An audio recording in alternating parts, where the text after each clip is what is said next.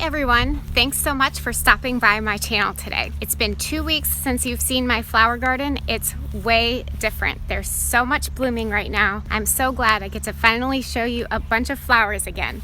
And just look how green and full the garden is looking. We've been getting a lot of rain, the weather has been warm, and everything is just thriving. The calendula bed is going crazy. I'm definitely going to be cutting a ton of these to bring inside for arrangements for myself and my clients this week. This variety right here, I believe, is called Pink Surprise, and it's one of my favorites. It's this orangey coral color, and it's gorgeous. This kale on the end here is really starting to establish. There's a lot of weeds in here I need to pull out, but I do have a few marigolds tucked in here. This variety of marigold right here is one of my taller ones. So when it reblooms, and it does have buds on it, I like to use these in my cut arrangements also.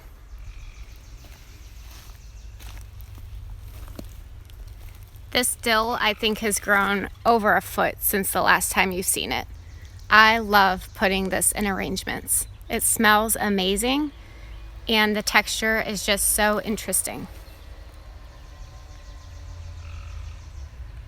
This bed has more dill and Swiss chard, but look how big this is getting. And right here on the edge, I have basil, which I will use basil in my cooking and sandwiches and stuff, but I also like to let it flower. When basil flowers, it gets really tall spikes of cute flowers, very fragrant, and of course, the opal basil has really interesting foliage. When the opal basil flowers, those flowers are also purple. This variety of dill is called bouquet dill. It's flowering. Aren't these beautiful? The Strawberry Hill Rose has new growth on it. No buds yet, but it looks really healthy. Nice green foliage. The rest of this bed has kale in it. I did clear some space that I can add some plants if I want. Right now I just have spent potting soil in here. The potting soil I use has mycorrhizal fungi in it, so I like to put it in my garden beds instead of the compost. This spot right here used to have the garden peas in it. Those are cool weather plants, so we're too hot now for those to do well, so I planted a bunch of my eucalyptus in here. It still needs a mulch layer, but I'll get to that hopefully soon. The potatoes look awful. I don't know if they will do anything. I'm trying to decide if I just want to rip them out and put something else in. The stalk are blooming. I just remember when I planted these, they were so puny, but they've really taken off, and now I have flower stalks, and they're absolutely beautiful. Have another lavender one over here. These ones don't have flower stalks quite yet. It won't be long though. There are buds in there. Here's one that's about to bloom. This is my onion bed, and I have the stalk lining the sides. Here's a volunteer dahlia stuck in the middle, and I'm certainly gonna leave that there. This volunteer dahlia right here is blooming. It's so pretty. This nice coral orange color. And right next to that are a lot more sweet peas. I want to show you the difference real quick about pinching the dahlias. I've done that in a previous video. See how nice and thin this stem is? It's going to be really easy to use this dahlia in an arrangement because this is really a side shoot since I took the main growing shoot out of the middle. This dahlia right here, I did not get to. So the main growing stalk that goes up the middle is still present, and look how thick this is. This would be really hard to make this bloom when it comes out into an arrangement. Also, when you prune these off, you're gonna leave a big hollow opening in the center. So you just run the risk of possibly rotting out the tuber if it gets full of water. Now, this isn't a lost cause. Once this blooms, I'm gonna take this off here. That stalk is way too thick, so it needs to come out. This rose right here has gone through a bloom cycle, and it also has a lot of leaf spot on it. Now you can spray things on your roses to prevent this, but when I get a lot of leaf spot like this, I just prune all of these off, throw them away. I don't put them in my compost, and you don't want them sitting on the ground around your rose. And I prefer to just do that because I don't like spraying fungicides and things like that on my plants. Okay, so here's the baby's breath and the snapdragons, and they're doing amazing. I know I have a lot of clips on here, but it's holding this wire mesh, which the plants are growing up through it, and it's getting a lot of support from it. It is blooming. It's so dainty. Here's some more. This one down here, I've never grown this before. It's super pretty. I'm really happy with how this turned out. My snapdragons here on the end are blooming. They're also growing up through this wire mesh, which I wasn't sure this was going to work. I kind of threw it on here as a last ditch effort, but it's doing pretty good. Normally, I would think you'd want to net your plants at about 12 inches, which is about here. So these are having to go about 2 feet before they hit the net, but it's better than nothing. And you can see these ones are popping right through it. This one right here probably has a 2.5 to 3 foot long stem, which is amazing for cut flowers. This little spray is really pretty.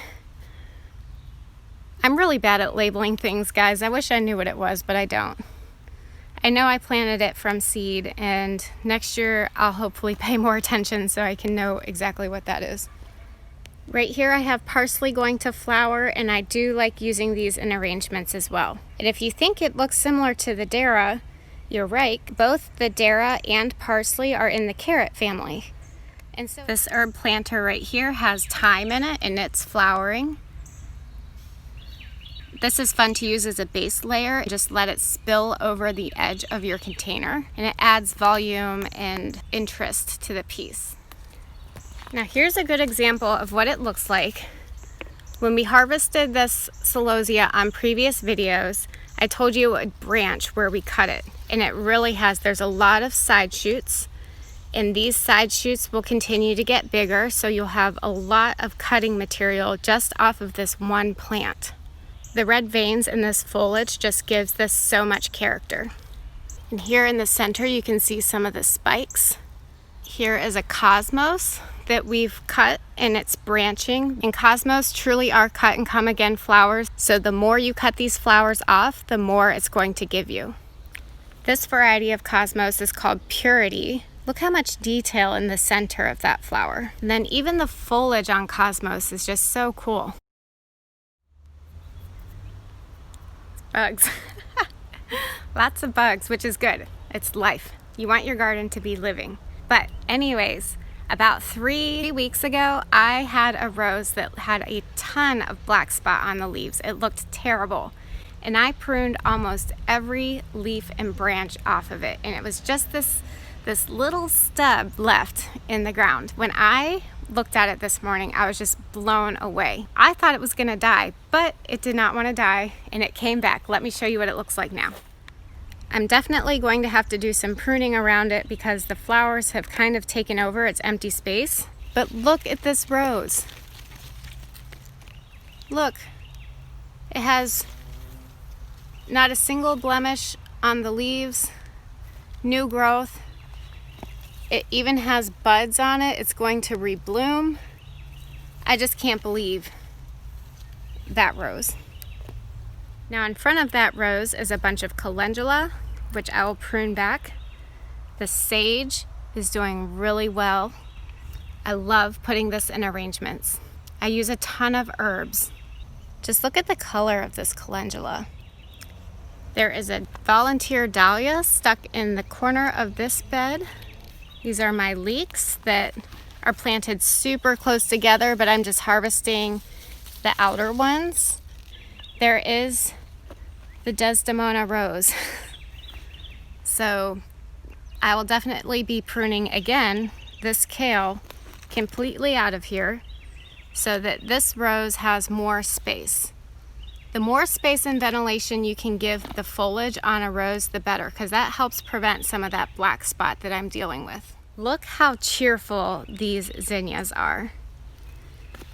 Now, as I've said before, they're planted super close together, and I will need to thin these out. but I'm just so happy with the amount of cheerfulness they bring to this spot. There's a few cosmos scattered in here too. Here's a cupcake cosmos. This bloom is a little rough looking. Here's a cosmos about to bloom right here. And I'm loving this variety. I haven't planted this one before, but this orange is so cute. It reminds me of a sunset mixed in with all these pinks. And there's another purity cosmos down here.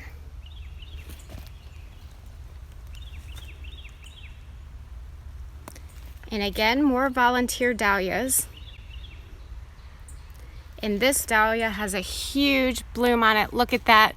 I cannot wait for this to open up. So all these volunteer dahlias really have me rethinking the way I'm going to do my dahlias next year. I am going to do an experiment, and instead of digging out my bulbs and throwing them away and then ordering new tubers to plant in the spring, I'm going to leave all my dahlias where they are. Now there is a chance that we could get a cold winter and they won't come back. So for insurance, I'm going to take cuttings from them and grow as many as I can from cuttings as a backup plan. And an even further backup plan is if my cuttings fail, I can always order tubers to replace those and replant them in the spring. With the timing of everything, I'll know if my cuttings have survived or not before I need to order my tubers. The nasturtium I have here are looking pretty good. They are a nice peppery horseradish flavor if you want to eat them in your salads, both the flowers and the leaves. These are more of a cool weather plant. And this is interesting here too. See this damage? This is caused by leaf miners. This is a pest problem. The bugs get in the leaves and make these tunnels throughout. Here's another one that has the tunnels. So that's just a bug problem. Since I don't use pesticides in the garden, I expect some level of loss of plants due to bugs. The tomato rows are really liking the warm weather. I have some pretty big oxheart tomatoes fruiting. This tomato plant has fallen over. It's finally big enough to reach the trellis up here, so I just need to get it tied up there, and then this one will be good to go. My tomato rows are pretty wild this year. Usually I like to keep my tomatoes pruned to a single vine, and I take care of all the suckers. I keep them really highly maintained, but I think that ship has sailed this year, so they're gonna be pretty wild and bushy, but that's new for me, so I'll have to see, maybe I'll like that better. This bed has China asters, strawflower, and ornamental grasses. They get really neat pods on the top. One of them is called Frosted Explosion, and it looks like, if you can see, if I can get it to focus here, right here. See that cool frilly thing? That's what we're going for. These look a lot better than when I transplanted them. I wasn't sure if they were gonna make it, but seems like they're doing well now. I'm having a serious weed issue in the garden. These are the pathways. They are just growing their own garden, a weed garden. If your wood chips are deep enough, you shouldn't have this problem.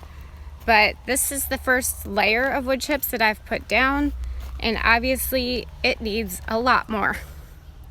This is a zucchini and it has blooms. It's the first of my squash and pumpkins to get blooms, so I'm really happy about that. What I'm not happy to see is this. These are eggs from squash bugs. So it looks like I'm already gonna have a squash bug problem, which happens to me every year, so I'll try to stay on top of it as much as I can. The best natural remedy for that is just to pick them off. Here are the blooms on the Wizard of Oz dahlia. Either I don't know what a Wizard of Oz dahlia looks like, or this is not a Wizard of Oz dahlia. So I'm not sure what's going on with these guys. I'll continue to watch and keep you updated, but I love that I have blooms. They're still very pretty, but they are not the Wizard of Oz pale pink pom-poms that I was expecting. This tuber is the same Wizard of Oz dahlia from the same place. You can see it's much more pale, this bloom. I do have another Wizard of Oz dahlia from a different company planted, so at least we'll have a comparison. When that one blooms, we can look and see if they look similar to the ones in this box, or if they are indeed the pale pom-poms that I was expecting. I do have sweet peas that I planted from seed along the fence line near the rain barrels, and they're doing super well. I'm not sure how much longer any of the sweet peas will hold on. I thought they were more of a cool weather thing because they are somewhat frost tolerant, so you can plant these out before your last frost, which I did, and they didn't really bloom until recently. So hopefully they hold on for a while because I really love them. They're gorgeous. This zinnia right here is so happy, super perky and looking good. I love the centers on these. There's also so much variety. This is a zinnia also, but the center is just completely different. I don't actually use any kind of chemical fertilizer in my garden. I still want to provide some nutrition to my plants this season. It's one of my goals. It's something I don't normally do. The first thing I want to use is something called compost tea. I just order compost tea bags offline right now. It's kind of quick and simple. It's made from a really high quality compost, so I know my plants are going to be getting good nutrition. The second thing I'll be using is vermicompost or worm castings. The way I'm going to do that is by using my new sub pod, which I ordered way back in late winter, and it has finally come in, and it's basically a way that I can divert food scraps and also biodegradable things like cardboard and paper from the landfill, compost it in my worm bin, and then take all the compost that the worms create by eating all that food and putting it in the garden. And I think my plants will absolutely love it. I'm so excited to try this out this year. The one thing I'm pretty nervous about though is that I have to buy a bunch of worms on Amazon. They're gonna come in the mail. It just seems pretty creepy, but I'm willing to do it because you only have to do it one time, hopefully. All right, I think it's time to cut some flowers, so I'm gonna go get my snips and some water, and I'll get started.